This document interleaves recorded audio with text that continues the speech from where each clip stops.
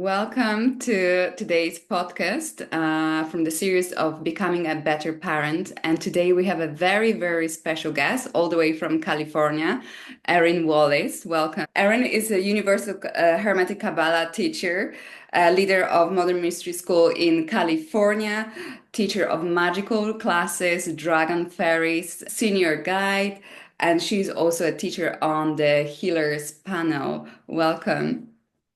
Thank you. Thanks for having me. Erin, thank you for coming. I know you're super busy. You just finished Kabbalah this weekend, so huge congratulations for you and all the students. And thank you for having taking this time and sharing your wisdom and experience of walking the path and how that can support us. And today I would love us to explore the aspect of actually inner child and reparenting actually ourselves. Would you be happy to share your experience about it? Yes, I love that subject. It took me a long time to figure it out, but one of the keys to healing a lot of our negative ego subconscious issues is to realize that somehow we got in arrested development at some point, and it's really our inner child, the little one within us at some point that got wounded or hurt, or it could even be an inner teenager. That's the wounded inner child or inner teenager is the part of us that comes up when we're an adult and we feel scared or insecure or abandoned. And if we focus on loving that part of ourselves and making sure that that part of ourselves feels safe and loved by us, then we won't have the issues. So a lot of people, what you could do is you pause for a second, something happens and you're triggered. And, if you're triggered beyond 15 minutes is what we teach in Modern Mystery School, it means that it's something from the past. And so what you can do is you go in to that little part of yourself, find out what age they are, and then really start to take a time to connect with them and see what they want. Like, how are you doing? Usually they're afraid of being abandoned by us because we usually are going to beat them up first. So we don't realize that we're actually being really mean to that part of ourselves inside. And so you pause and you're going to, just see how they're doing and then see what they want and then tell them that you will always be there for them. What does it mean to reparent ourselves, and what is essential to our spiritual growth? Okay, so to reparent yourself would be to you realize that you're an adult. Like a lot of people, and you're not stuck in the situation that you were stuck in when you were a kid. A lot of times when people have fears, like I just taught Kabbalah and I know, there's a section where I test people on the Sephra and I check with them, like, how are you doing with about the fact that I'm going to test you? And they'll say, I'm feeling really freaked out. I'm feeling perfectionism coming up. Like they have terror. And it's not from what's happening then, it's what happened in the past when they were a kid and not in control of their environment as much. And so reparenting your inner child has to do with finding out where these wounds started and realizing that you are actually not stuck. Like a lot of our patterns happen from when we were in our house growing up and you didn't have a way to escape. So you had like survival mechanisms that came in from child logic. Like, okay, well, I'll just, go within myself and be silent or whatever the coping mechanism was that each one of us is different. But now that we're adults, we can drive. Most of us have a car, we can drive away. We can get out of these situations. We're not stuck, but the inner child still thinks that it is in a situation that's life or death or survival. And so reparenting the inner child is realizing that, yes, your parents did everything that they could. Most of our parents just were loving. Most people, some people had parents that are really abused and you could look at it, hey, they were abused. They put the abuse to you. It wasn't really, they weren't intending it. But now that you're an adult, you are now responsible for your inner child. No one else is. Your parents might not have done everything that you wish they had done, but now it's your turn to be responsible for your inner child. There comes a time where you now need to take care of. So what you'll do is you'll find out, okay, why am I feeling terror about being tested? Or if I have people stand up at the front to share about themselves, they'll feel terror, like, oh my God, but there's no real fear there. There's nothing going to happen. It's a very loving space full of people that are adults that are all good, where no one's going to do anything to harm us, right? So at Mm, that point, best thing to do is to start going in when you have time and just say, little Erin, how are you doing? Well, I'm scared. I'm scared if I'm going to make a mistake, you're going to beat me up. Like usually the inner child is afraid of us because we're mm, so hard on ourselves. And that takes a while. This took me a while to figure out. I mm, had to really do some work to just pause and I used to project out to other people what that they were judging me, but it was actually me judging myself first. So your inner child's so afraid of you first if mm, you haven't been doing this work. So you need to like start to have a relationship with them so that they actually even feel like safe coming on sitting on your lap. But you can even just pretend that you're hugging them, but this is something you have to do constantly to reparent. So you would have to be like, I really, even if you make that mistake, I love you. I'm not abandoning you. Even if you, whatever, it's usually about a mistake. People are afraid of making mistakes. And then after a while, you're going to be so good with yourself that no one else could possibly judge you because you're not judging yourself. So mm. even if they do, you would not care. It would not be an issue.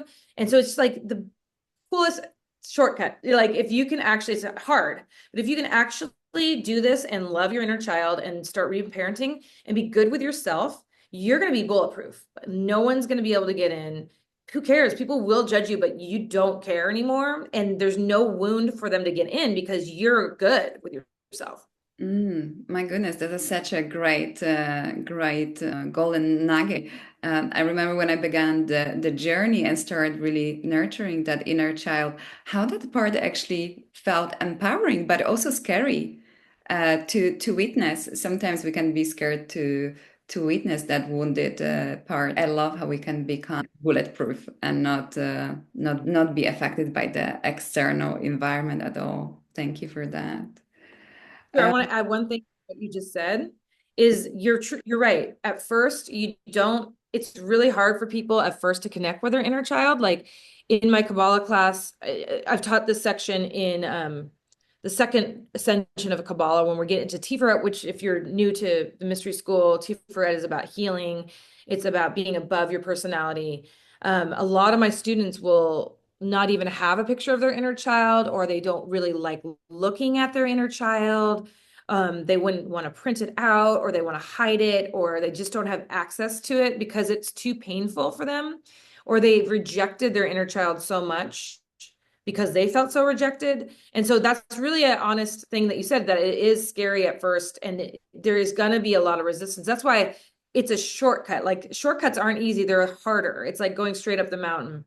Mm. And so you're gonna have resistance to that, and that's normal. Like I did too. I was like, oh, I don't want to connect with my inner child.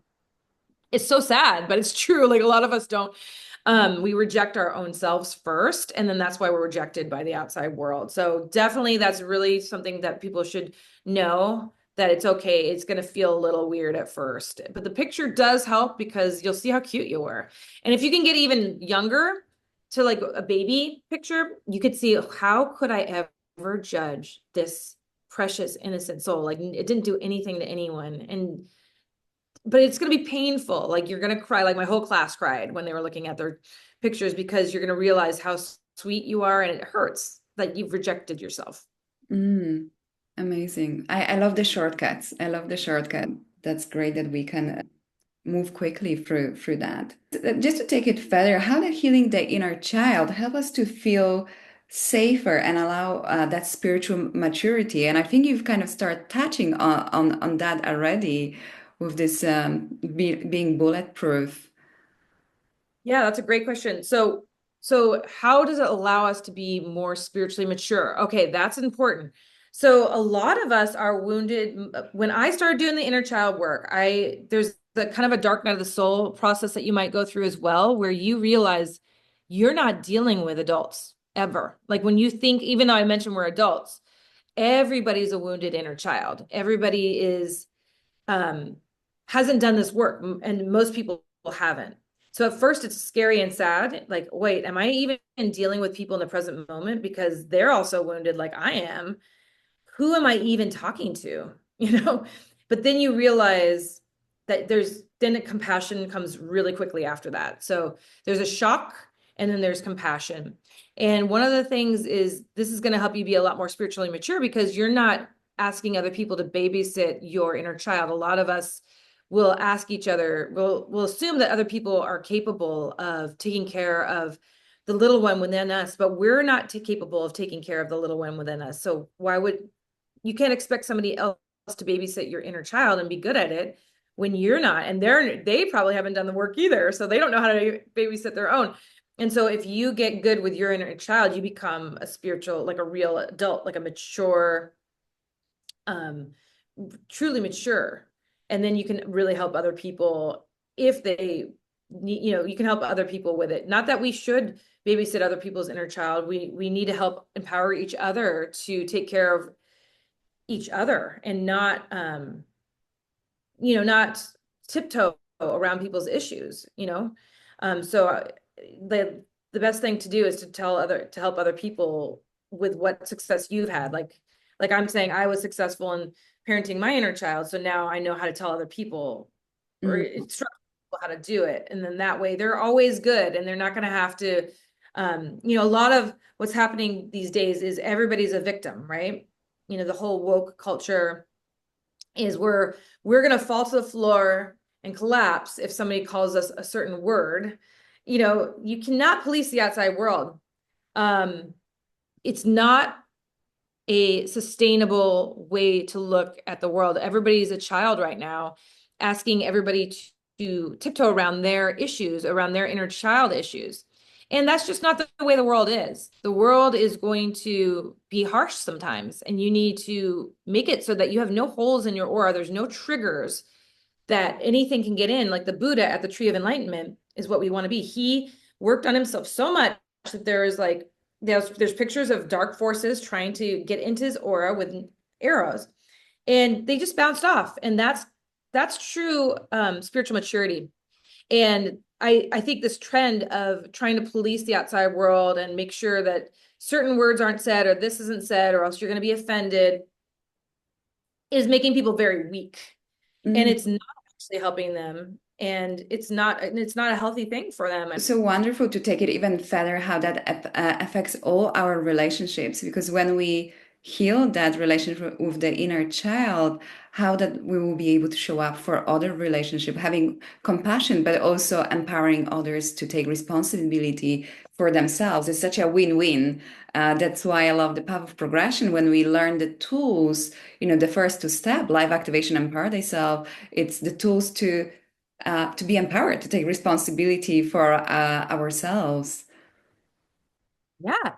And we want to be with people in the present moment. Like I've noticed I've rejected people. Like I used to project onto people, or I'm sure I still do. I mean, I'm not perfect, but like you're not really sometimes seeing the person as they are. You're seeing your teacher that was mean to you in third grade or your mom. Like as a teacher in the mystery school, I've done a lot of work on myself, like you have. And when I'm teaching Kabbalah or something, people are constantly projecting the authority figures in their life on me, and they don't see me for who I actually am, which is a very loving, kind, generous person that really wants to help. Pure. I have a lot of integrity and I'm pure, but because they haven't healed that, and we're working on that. I'm working on that with all my students. Is they see me as the parent that ditched them or the teacher. And so we owe it to each other to do this work so that we can be interfacing with each other as we are, like the real person, not your past on the world. Mm. If you're in a relationship and you're just seeing your ex instead of the person in front of you, or if you're in a teacher student relationship and you're seeing the teacher that was mean to you instead of the teacher that's actually here to help you, that we need to all do it together, so that we can be in real time with each other and just enjoy this amazing miracle of life and all that has to offer. All the things being on earth gives us that. That makes me sad. Like that's why I do the work, is I'm like, oh my gosh, I was trapped in the past. I was completely projecting my insecurities onto everybody, and I wasn't even living. And I want to help other people. And that's what the path does. It helps people to be in real time and enjoy your life instead of repeating, oh my gosh, you were ditched at lunch in seventh grade in your friend group or whatever, or you got broken up with, and now you're just replaying that, or somebody stole from you, so you believe everybody's going to steal. So you keep on doing, let's stop. But we don't realize we're so powerful and we're God. We're divine beings. We're the creators of our own universe. And so any belief that we have is going to be printed out. And so that's why, yeah, we wanted people to do the path so that we can be around people that are fun. And like, that's one of the reasons I did it. I'm like, I wanted my friends to be happier. It's just easier to be around people that feel good about themselves, and the path gives you that. So interesting. As you were talking, I had this beautiful image of the world of actually grown-ups, mature people taking responsibility and having fun, instead of being in this loop, repeating the same lessons. Because, oh my goodness, have I repeated many lessons of mine, before I joined mystery school, and there was no awareness. It's just what I knew. So it's just incredible to see what's possible, because sometimes we are not even aware that the change is possible. So I'm so glad that we can talk and share and spread the hope that there is a way to change. Yeah, I was just thinking that there is hope, and it's hard because you're not going to want to do it to the resistance, but once you do it, it's not that painful. And so you can change your outer world as within, so without. So the inner child to me is the biggest key to ascension, to getting higher. And also this whole thing that you were saying, the vision, and I was feeling the vision too, Kasia, as we were talking of Shambhala, of like all these people that are adults that are taking responsibility, that are in real time. But guess what? Doesn't it feel like we're just going to revert back to the golden child? Yeah. Like we're not going to be really adults. We're just going to be having fun and laughing. Like the higher you are in spirituality, even in the tree of life in Geber and Hesed. And if you don't understand this, you maybe just go on the path and you'll learn more. But Geber and Hesed is when you're spiritually mature, and it's all about laughter. Like the highest beings, the Buddha was laughing. It's just fun. You're having fun. You're not taking things so seriously. That's like the golden child. So it's a bunch of adults with their crowns on, but we're also just having joy and playing. And I think that that's what it will look like, or at least my Shambhala is going to look like that. Yeah, it makes me excited. Like what, when we don't have those limiting beliefs, there's nothing stopping us, and we can really express truly who we are, what's possible to create from that space. That's And very. we're all very lucky. We're all good people. So what are we going to express? Just joy, love. I mean, we're all the same. And, we're all different, but we're all the same. Like deep down, we all have the same wounds, similar wounds. We all have the similar insecurities, but deep down, we're just this big heart Mm. that got hurt at some point that just wants to express itself. And with a heart open, we're safe. You're actually safe. If your heart's open, if you're loving, yourself, there's nothing that can get in because there's like this toroidal energy that's going around you. And so only good can be attracted to that. So that's what we're all trying to get back to, is like take the armor off and then Mm. be like, yeah. And I love how that how we can take this even better, because it is a series about becoming better parent, and today we're talking especially about reparenting ourselves. But imagine, like, how can we show up as a mom or dad from that space, to help the child grow up from this loving space of self, so they can really have the beautiful example. A good example of two parents getting along, or yeah, being authentic, for Mm. sure. How does the reparenting ourselves impacts our ability to create healthy relationships with our children and also with everyone around us?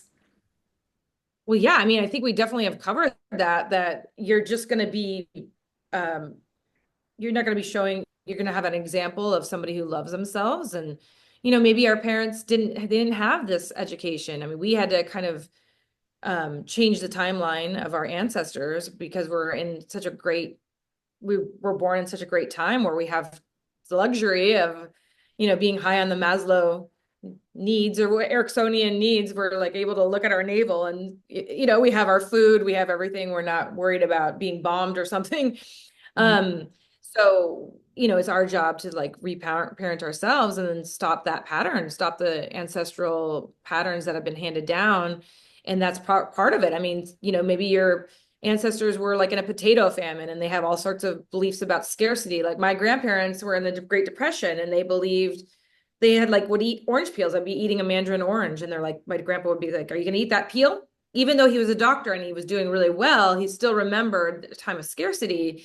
And that can get handed down to people. So I think all of us reparenting ourselves are going to stop those negative patterns for sure, and then create healthy children, and then they'll create healthy children knowing who they are. And it's starting to get seeded now. I mean, Shambhala, peace on earth, heaven on earth, knowledge of self as a divine being, that's happening. I can feel it. Like it's now. And so everybody from now on is going to get the benefit of that. And that's great. Yeah. I really feel like how more and more people stepping forward in that seeking knowing who they are, and instead of blaming, they seeking actually a solution. Like there must be more. So I love seeing that awakening, that desire to change and to take responsibility for the better future. Gonna be so quick. Like we say, like if you have a lot of drama or negative emotions that you haven't processed, it's in your energy field. And you can't really create miracles if you have all this drama of blame and shame and all that. But if you're taking responsibility and clearing it out, then you have much more energy to focus on solutions. And it's instant. I mean, since we are creators and quantum physics proves it, that when you look at when a human looks at a particle, so everything's a particle, everything's a wave, everything's potential, divine potential. But when we look at it, it becomes a particle. And so if we're looking at it from the solution point, then instantly we can collectively change the earth to a peaceful place. It could be very, very, very quick. It doesn't have to be this long thing. Like all the solutions can really come if we as creator gods are focusing on the good, then we're instantly going to create all the solutions, and it really won't take that long. And I think the Galactic Federation will want to come in to help us. They'll see, okay, they're not going to war with each other. They're not going to kill us when we come down in spaceships. Like let's give them the codes to the next evolution. Like we're gonna unlock it. And so it's in our best interest to really help everybody remember this, because they are us and we are them. Everybody's us.